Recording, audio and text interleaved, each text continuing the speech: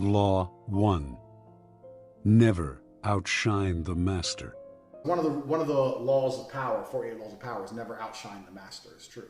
So if you go meet with a really important person, you go, oh, you know what? I'm going to give you a chance. If you double my sales for a week, I'm going to give you a chance. You'd be like, oh yeah, okay, fantastic. And you can sit there and pretend you don't realize this dude's just about to make a bunch of money off you. Okay, great. You don't want to be too smart. If you're smarter than the dude, it's going to piss him off. I've had this a few times myself. I've had people come to me and they say this, and I say, well, let's do it this way. And they go, no, this, and this. I'm like, bro, you're the one approaching me.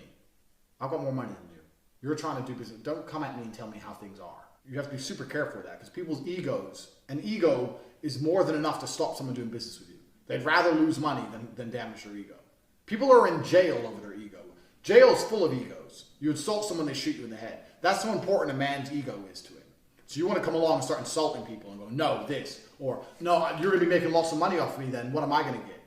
That's not how you network. You got to play the fool sometimes. Yeah, great. That's a really good idea. I'm happy to do that for you. Yeah, great. Be careful. So very often people who come to you, they want something from you. If they're lower down, you have to change that to your favor. Law 2. Never put too much trust in friends. Learn how to use enemies. This was when I was young. I was about 23 years old.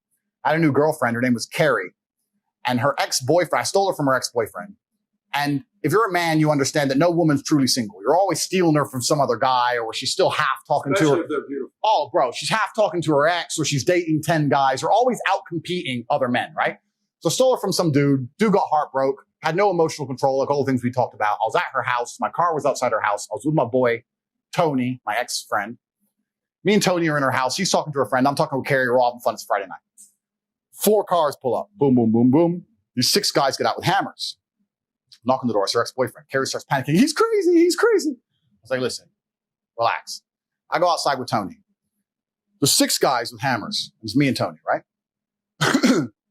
And he goes, bro, I don't even give a fuck about Carrie, but you're going to say sorry to me. I said, sorry for what? Because you stole my girl. You're going to say sorry. And then we'll just go away. I said, I'm not going to lie to you, my friend. I'm not sorry for fucking anything. I'm not going to lie to you. I'm sorry. And then my friend Tony next to me. And when I said that, I swear to God, when I said that in real time, because I don't take my eyes off the enemy, right? There's 6 of them, but they're all facing me directly. So I was looking in their eyes directly. When I said that, I saw all of their eyes go, shit. You ain't going to say sorry. So now we have to actually attack him with hammers. Do we actually want to attack him? At the time, I was British kickboxing champion. I was known in my town. They knew it was going to be messy, right? And I had one hand behind my back as well. I had nothing in it. I had nothing in it. Who knows what's back there? You had to do something, right? So they're looking at me and they're like, fuck's sake. We thought he'd say sorry and he didn't. Now what do we do? And Tony pipes up. Fucking dickhead Tony. Hey man, why don't you just say sorry? And as he said that, I saw all of their faces almost lit up. Because he inspired, the other team showed weakness, inspired weakness on our side. And from complete capitulation, they were now brave again. Because Tony ran his mouth. I swear on my father's grave, I'm standing there. Tony said that. I turned, I fucking smacked him, strained his mouth, knocked him out cold. Tony, my own friend, my own teammate against the 6. I knocked him out cold. I don't need you now, Tony. I knocked him out. I said, fuck him and fuck you. I'm in the house. And I walked in the house and I saw them all standing around outside with hammers, look at Tony asleep, and go back in the cars and fuck off. Law 6. Court attention at all cost. You need to find a way to get attention. Because all advertising is buying attention, which is fine. But buying attention is more expensive than getting attention for free. And when I say for free, I mean free financially. Getting attention is still going to take time with your money. But you need to find a way to get attention. I think you already understand this. You already understand viral marketing, no such thing as bad press, blah, blah, blah. But finding a way to get attention is a fantastic way to start generating money.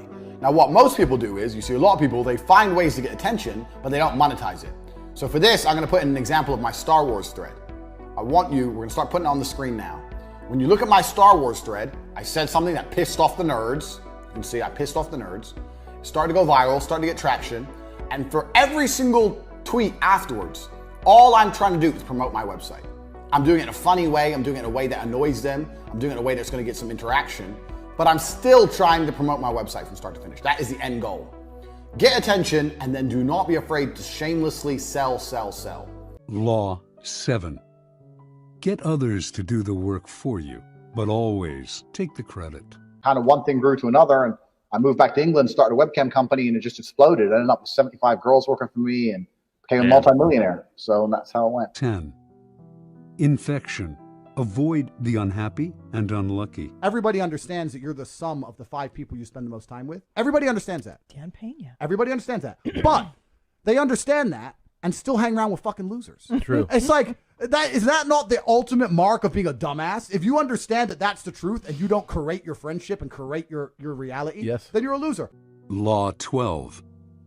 Use selective honesty and generosity to disarm your victim. Legacy to leave a positive influence on the world, and I've been doing charity work for over 5 years. Post my unfair, unjust incarceration, post that, I've made it more clear the charity work I'm doing. But this is, once again, very interesting. I spend $25 million a year feeding children. Men, male children, and female children. In Turkey, and Syria, and Iran, and Iraq, I literally spend $25 million a year feeding children. Law 13. When asking for help, appeal to people's self-interest, never to their mercy or gratitude. So you have to completely understand this and understand the mutual benefits. Nobody's going to do anything with you if there's not a benefit for them. So at the beginning, if someone's really high value, sure, let them exploit you to a degree. Make sure the benefit is in their core. But once you've proved competence, that can change quickly. Once you've proved yourself to be competent, then they're going to want you. Then things change. If you're the dude who doubled sales, they're going to want you around. Law 17. Keep others in suspense. Cultivate an air of unpredictability. And now that I'm like the most famous rich man on earth, how could I not be one of these people? I'm a climate change activist. This is what I've always wanted to be. So I am now officially letting the world know that I'm a climate change activist. Greta, let's squash the beef. I'm sorry. I'm on your team. I'm going to take a jet to Sweden, and we're going to talk about it. But I'm going to jet back in the same day so we can plan how to make sure that the losers at the bottom don't eat meat and eat the bugs and live in the pods. Then I might jet over to LA, have a conversation with Leonardo. Me and him could talk about climate change for a while. Then we'll jump on one of our jets, or we could take separate jets, it doesn't matter, and we'll fly to the Mediterranean and we'll jump on his yacht and talk about it some more. I better not see any of you, all you fans who come up to me and ask for a photo, all you people who go, oh, Top G, I'm a fan of yours, can I have a picture?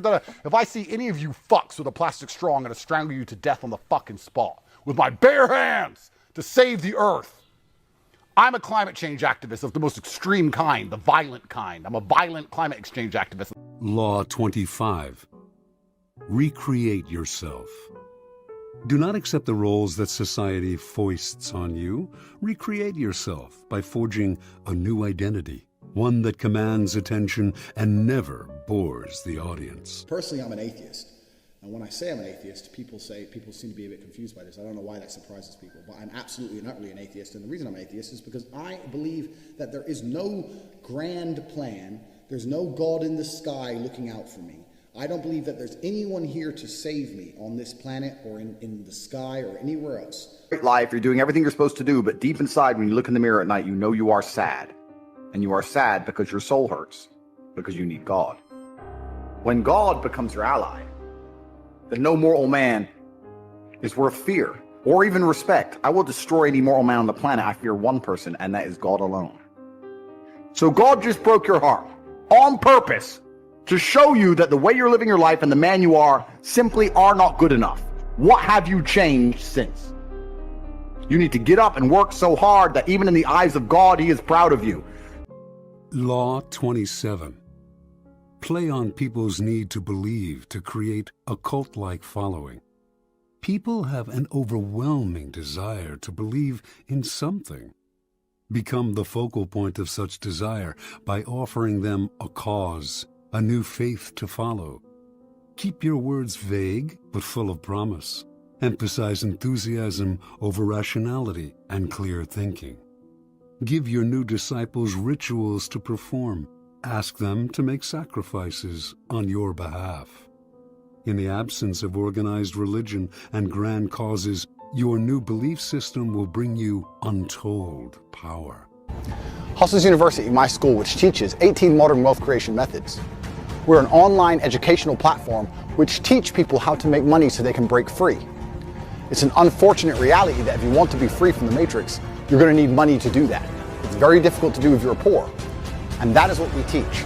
Not only the ways to get rich, but also the mindset you should have once you're rich to ensure you're never a slave again. Law 28. Enter action with boldness.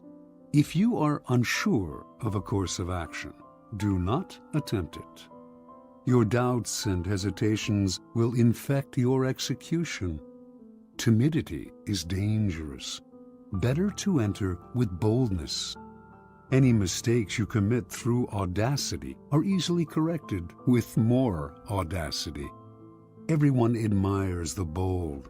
No one honors the timid. You're not going to. Yeah, World War II, who won? Yeah, We won. We won. Last 15 fights I've won by knockout, you're next. Yeah. Oh, I'm next. Okay, we will see. Yeah. 60K over here. I'm going to knock him out within 2 rounds most, and whoever I have next I feel sorry for. Good shot there from Tate. He did say the second round. Law 32. Play to people's fantasies. The truth is often avoided because it is ugly and unpleasant. Never appeal to truth and reality unless you are prepared for the anger that comes from disenchantment. Life is so harsh and distressing that people who can manufacture romance or conjure up fantasy are like oases in the desert. Everyone flocks to them. There is great power in tapping into the fantasies of the masses. Everything I was telling you earlier about wanting to be innocent. They're saying, oh, I've been here, I've been there. I'm like, shut the fuck up. You're talking to some dude. He doesn't want to hear where you've been. He knows you can't be a 10 talking about how you've been to Dubai to some fucking dude in Minnesota who's fat. He ain't gonna ever believe that he's gonna get you that way. You gotta lie to him. You gotta lie to him. She's like, lie and say what? Say that you've never been anywhere because you don't trust men. You can't find a man who's serious. Make him think that if he's serious about you, that nothing else matters. Wow, you gotta put a famoose on it.